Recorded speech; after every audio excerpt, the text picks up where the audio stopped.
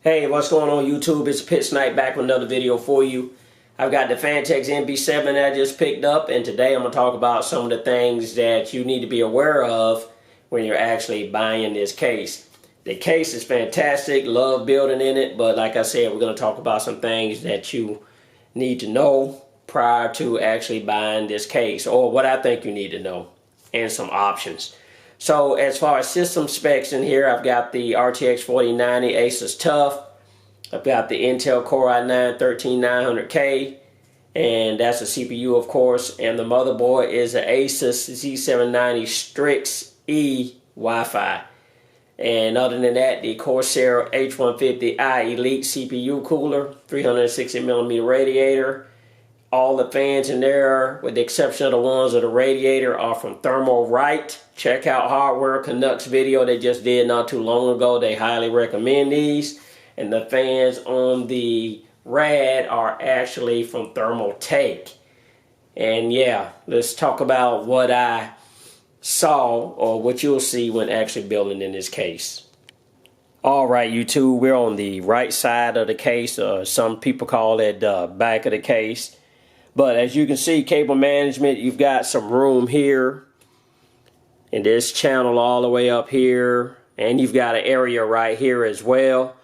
If you get a really long power supply, you should still have a little bit of room on this side over here. I've got a Gigabyte 1000, I think UD or UHD, I can't remember the name of it. That's what I got in here, 1000 watt. It's one of the PCIe 5.0 type power supplies, so that's an easy day. And I've actually got the fan controller on a Velcro double-sided tape strip in here, and I've got all the fans as far as PWM speed control running to the Corsair Commander Core here, and I'm not using any of the RGB features for this actual fan controller because it's proprietary with, of course, Corsair fans. Now you've got some room down here. I've got cables pushed back up in there. I barely use any zip ties. I got a few. And you can see where I got all those cables jammed up down in there. Easy day, which I got to now push back up in here and get that back on. But I'll do that off camera. But again, not very many zip ties. So you got some room down here for cables. Some room down here as well, and this area as well. There's their proprietary fan controller. So I just pushed all my extra cables up in here. So if you're thinking about getting one of those Corsair Shift PSUs, it's not going to work.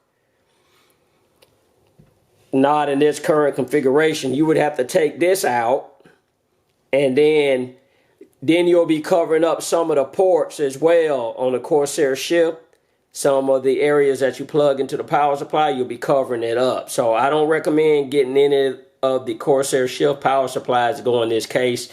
You want a traditional power supply with the cables pointing forward is what you want to actually do. So there's ways to get around things with splitters and extensions and stuff like that, but I wouldn't do it. I wouldn't get one of the Corsair Shift PSUs going here, which ain't really a big deal or a problem, but I actually considered doing that, and I'm glad I didn't.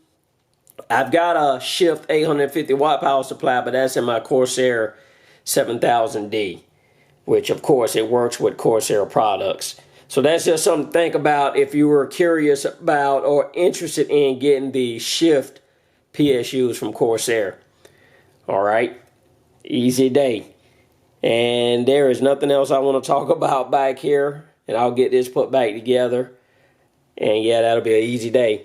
Another thing is, and I'm doing this vlog style because I don't want to move this case out of its spot, cables in the back.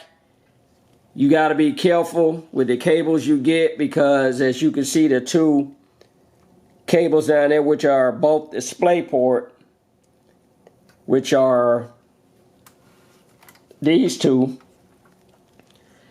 and you see the little flexible areas on them here. Well, you got to be careful if those come out too far, because you won't be able to shut this door that's on the back of the case. So what I did, I ordered two 90-degree adapters that I'm going to use for that, and then that'll take care of that. And as you can see, I'm using a grommet for all the USB cables here down at the very bottom to route those cables up, so there's no problem there. So after I get those 90s, I'll be able to shut this door. I've already used 90s for the 2 HDMI connections as well, which are down here. And I know it's difficult to see, but I don't want to pull this case out of its spot and run all those cables. But you get the idea and the gist of what I'm actually trying to talk about here. Then you'll be able to shut this door. Just make sure you get some 90-degree cables, or, yep, you can do 90-degree cables too, or 90-degree adapters. But other than that, as far as the back go, that's an easy day. I'm going to move back around to this side. And I talked about those, or if I didn't, but those SWA fans that you can get. Well, for those SWA fans from Thermaltake, you get a controller for 3 of the fans. Well, this case has 12 fans, which means you would need 4 controllers for each of 3 sets of fans. So where are you going to put all of that? I mean, you could stuff them some way back here, but that's a whole lot of controllers for all those fans. So what I did, I just used the Thermaltake fans that I talked about, and use the ARGB connections, which you can daisy chain them all, and I've got them all daisy chained, every last one of them, even the ones up here, which are from Thermaltake, of course not the SWA fans, but I've got them all daisy chained, and then I got them plugged into the 2 addressable RGB headers that are on the motherboard. And one's here, which is difficult to see, up there at the top. It's covered up, and then there's another one down there on the bottom of the actual. I think you can see it. Yeah, here it is, right there. That's the other addressable RGB. So yeah, that was an easy day. And the other one, like I said, is at the top up here, which is difficult to see because I got it covered up. And I use the Asus Armor software to control our RGB for all the fans. Because again, the Commander Core, they're proprietary with, of course, Corsair fans.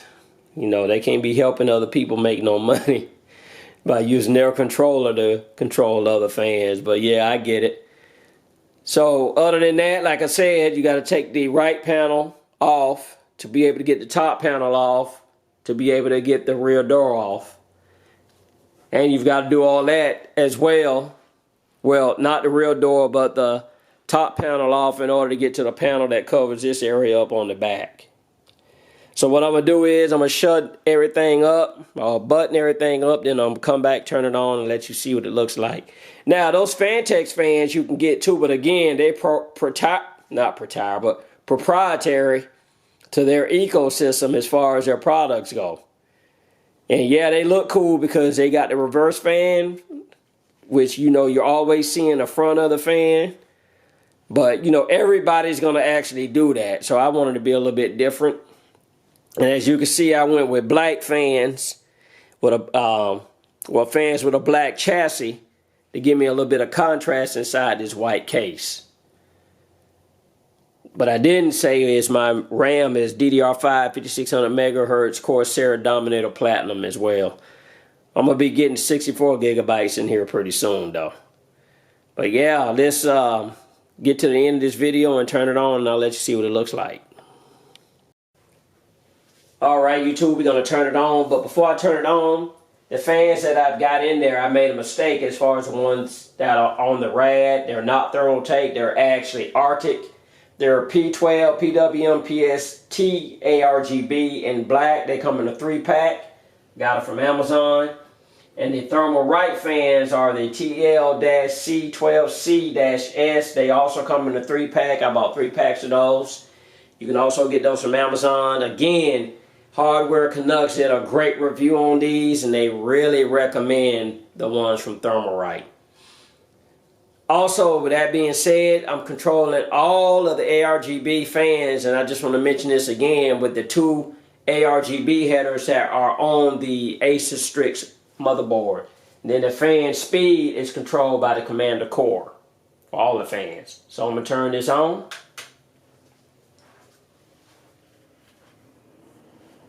And while that's coming on and booting up, we'll recap what I talked about. I don't recommend getting the Shift series of PSUs because you'll cover up the connection ports on that PSU if you're trying to put it in this case.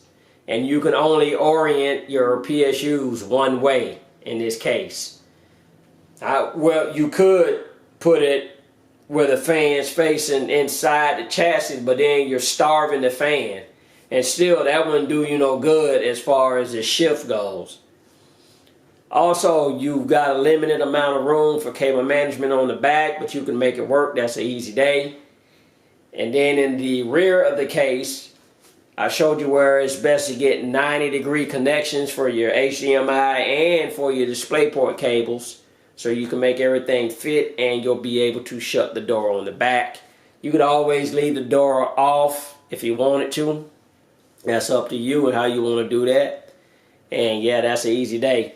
Other than that, it's a little tedious. In order to get inside the case, you got to take the left panel off to get the top panel off, and you got to take the top panel off to take the rear door off. And then of course you got to take the top panel off in order to take the side panel off the back where you've got all your cables stored. But other than that, that's an easy day. I recommend wearing gloves as well so you don't get your fingerprints all over that nice tempered glass like I've got on. And yeah, that's an easy day.